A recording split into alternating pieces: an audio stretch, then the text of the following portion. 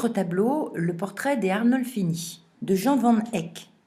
Cette fois-ci, c'est un autre genre de peinture, c'est le portrait. C'est une peinture à l'huile sur bois qui est assez grande, de 0,60 m sur 0,82 m et qui a été peint en 1434. Le sujet fait encore polémique, c'est-à-dire qu'on en discute encore beaucoup. Est-ce que c'est un mariage secret ou bien est-ce que c'est un serment de fiançailles? Qu'importe, en tous les cas, c'est un portrait d'époux et on va voir ce que l'on peut en dire. Donc,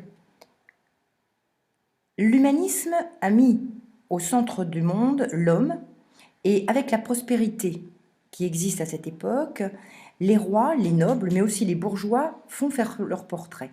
Ici, le portrait doit être placé dans la chambre. Il y a donc une notion d'intimité qui apparaît, ce qui est tout à fait nouveau aussi pour l'époque. Alors tout d'abord, le thème, c'est le mariage d'un couple aisé.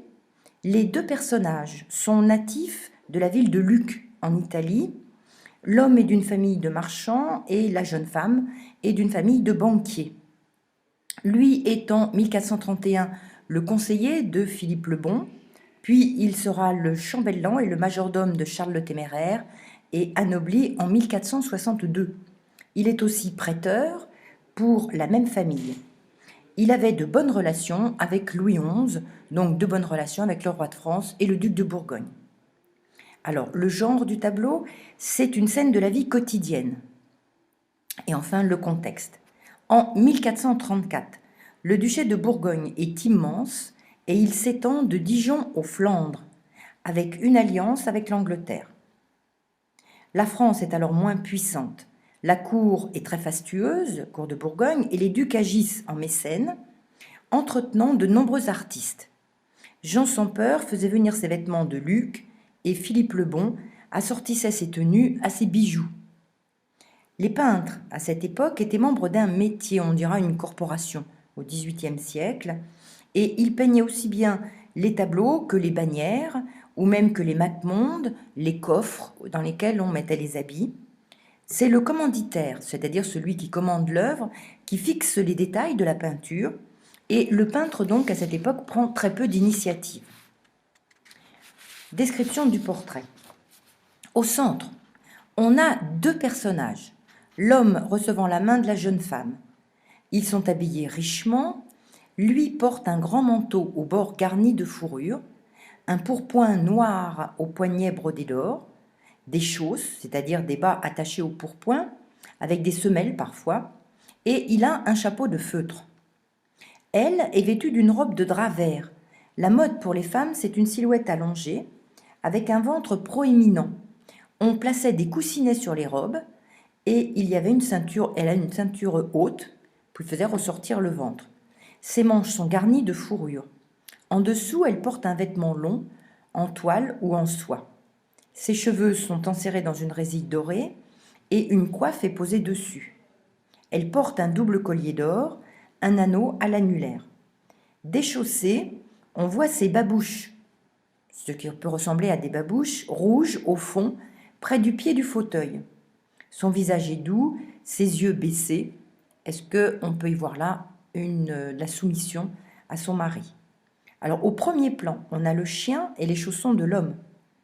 Le mobilier se compose d'un lit à baldaquin, avec de lourds rideaux rouges. Les rideaux étaient censés garder la chaleur au Moyen-Âge, et ils la gardaient. C'était la plupart du temps, était en gros velours. Il y a des meubles sculptés, un lustre avec une seule bougie, un miroir avec 10 médaillons racontant la passion du Christ. Il y a aussi un tapis, une fenêtre qui s'ouvre sur un jardin et des oranges sur la gauche posées sur un coffre. Pour le peintre, le problème était le suivant. Comment peindre une scène de vie quotidienne et comment montrer la façon dont des bourgeois pouvaient vivre à cette époque. Donc, tout d'abord, il va montrer, dans un premier temps, l'aisance du couple. Ils ont une chambre à coucher, donc ça suppose une grande maison, de l'intimité. Comme cela se faisait à cette époque, on peut donc en déduire qu'ils suivent la mode, et il a montré qu'ils étaient à la mode.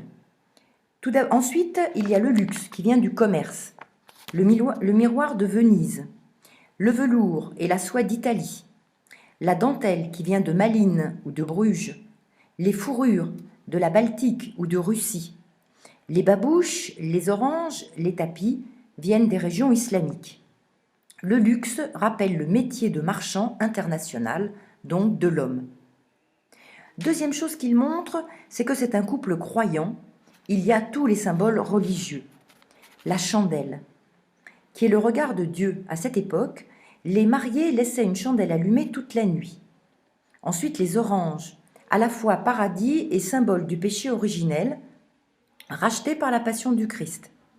Le chien symbolise bien sûr la fidélité, le mariage indestructible et l'amour éternel.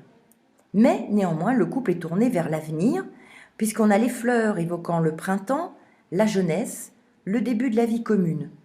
Le vert, c'est l'espérance, espérance bien sûr d'une maternité qui est renforcée par le ventre rebondi de la jeune femme. La signature du peintre. Jean van Eyck fut ici, 1434, témoin du mariage, couple officiel, et donc les enfants seront légitimés. Place de l'homme et de la femme, lui est tourné vers l'extérieur, les affaires, et elle vers l'intérieur, la maison. Alors, on a ensuite à voir les techniques de la Renaissance flamande. On voit tout de suite qu'il y a de la perspective, mais cette perspective, contrairement en Italie, n'est pas mathématique. C'est une perspective qui est fausse. La profondeur est donnée par les lattes du parquet, le miroir et les lignes verticales du lit.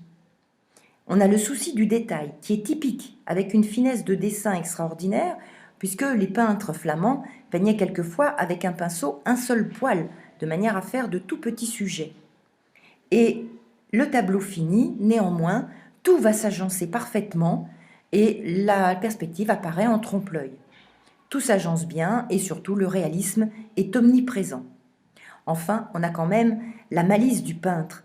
Dans le miroir, si on regarde bien, il a représenté la scène à l'envers, c'est-à-dire que les deux témoins et lui-même peignant face aux deux mariés.